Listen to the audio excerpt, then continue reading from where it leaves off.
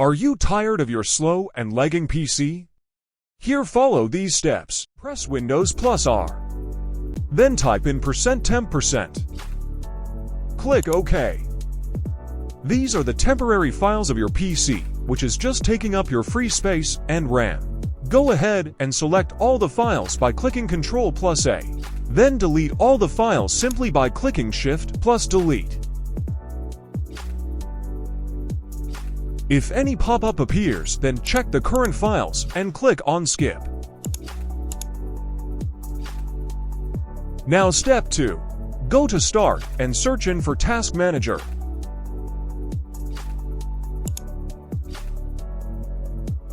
In this, go to Startup Apps.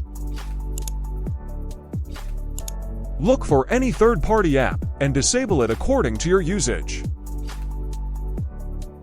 You can disable it simply by right-clicking on any app. Now, last step. Go to Start menu and search in for Control Panel. Open the Control Panel and go to Programs. Here, look for any third-party app or any app that you don't use anymore.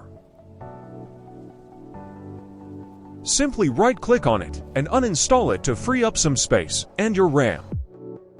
Lastly, restart your PC.